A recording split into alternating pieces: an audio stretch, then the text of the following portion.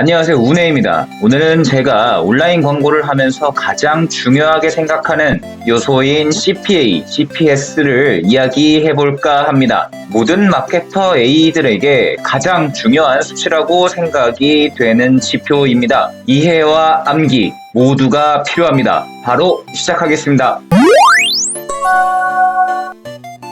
예전 영상인 마케팅 용어를 가지고 복습을 해보자면 CPA, Cost per Action, 전환당 비용이라고 했죠. 유저가 그 액션을 하기까지 들어간 비용을 의미합니다. 특히 퍼포먼스 마케팅에서 가장 중요한 역할을 하는 지표입니다. 뭐뭐당 비용으로 정의될 경우 공식이 어떻다고 했죠? 네, 비용이 분자에 가야 한다고 했죠.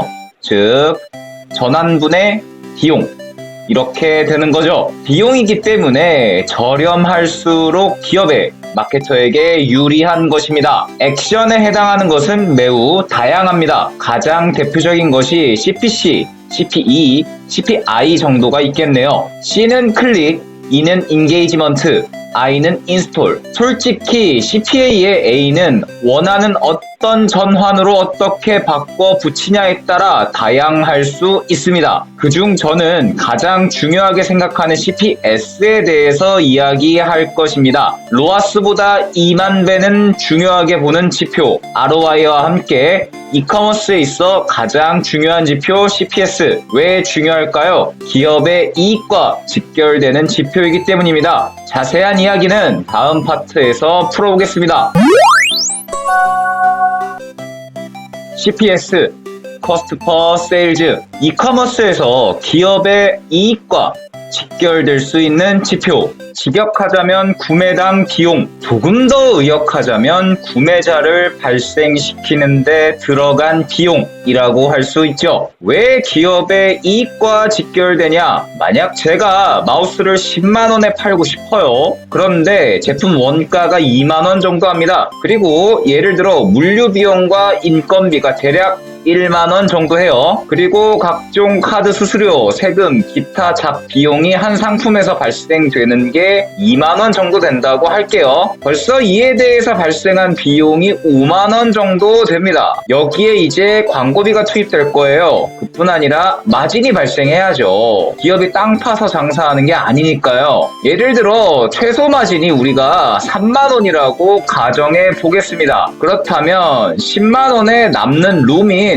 5만원 중 마진이 3만원이라면 투입 가능한 비용은 얼마죠? 맞습니다. 2만원입니다. 그리고 이게 허용되는 광고비라고 하는 요소가 될 수 있겠죠. 또는 저는 이 허용되는 광고비를 이렇게 부릅니다. 바로 CPS라고요. 즉 10만원짜리 마우스를 파는 데 있어 허용할 수 있는 광고비의 범위가 바로 CPS인 거죠. 맞잖아요. CPS가 뭐라고 했죠? 구매당 비용, 즉 물건 한 개를 판매하기까지 필요했던 비용이라고 했죠. 퍼포먼스 마케팅의 입장에서 가장 쉬운 방법이 바로 비용을 투입한 광고 노출이라고 했었죠. 광고를 통해서 마우스를 한 개 사게 만드는 비용, 그렇기 때문에 제품 하나당 투여할 수 있는 광고비, 이게 결국 CPS라고 하는 것입니다. 그렇다면 비용이기 때문에 CPS가 낮으면 낮을수록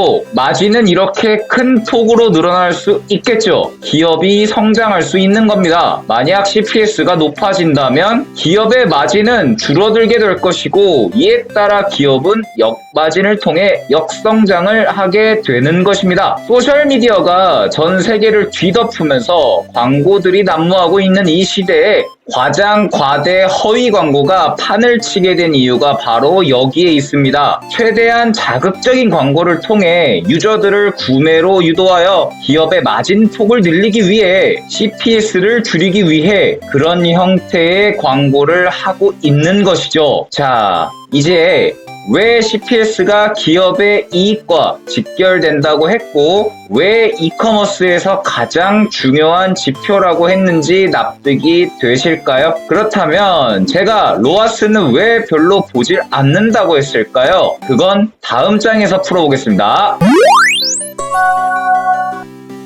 로아스, 리턴 온 애드 스펜드, 마케팅에 있어 광고에 투입된 비용 대비 매출액이라고 정의할 수 있습니다. 여기서 중요하게 봐야 되는 건 바로 매출액입니다. 매출액? 그게 왜 하실 건데요. CPS는 기업의 이익, 즉 광고비에 대한 이야기였고 마진에 대한 이야기였다면 로아스는 매출액에 관련된 거예요. 그러면 매출액이랑 관련 있는 지표는 뭐죠? 네, 바로 객단가입니다. 객단가가 20만 원이라면 열흘간 로아스가 200%라고 잡혔다고 해볼게요.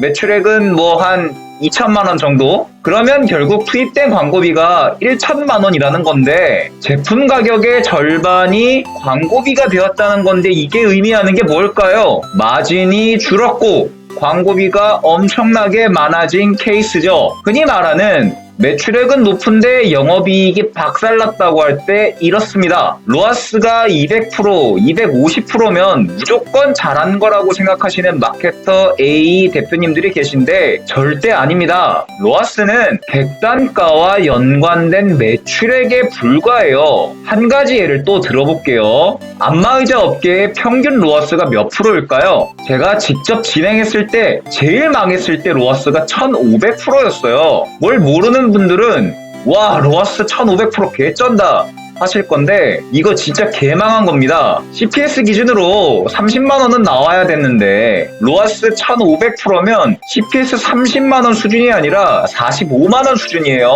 기업 마진이 15만원이나 줄어든 겁니다. 회사는 이때 적자라고 생각을 했거든요. 실제로도 그랬고요. 안마의자는 객단가가 막 300만원, 500만원 이렇습니다. 로아스 1500%가 아니라 2500%를 찍었어야 최소 마진을 달성한 거였어요. 대형 가전, 뭐 TV나 냉장고 이런 거 같은 경우는 평균 로아스가 3000% 막 이렇습니다. 그러니까 결국 로아스는 객단가의 영향을 크게 받아요. 저는 이걸 로아스의 함정이라고 합니다. 높다고 무조건 좋은 것은 절대 아닙니다. 진짜 광고 잘하고 마케팅에 이해가 높은 마케터는 CPS로 이야기합니다. 광고주라면 대행사에 목표 로아스를 전달하기보다 목표 CPS를 전달하고요. 그래서 저도 실제 광고주 첫 미팅을 할 때 제일 먼저 물어보는 게 대표님 신뢰가 안 된다면 원가와 마진이 어떻게 될까요?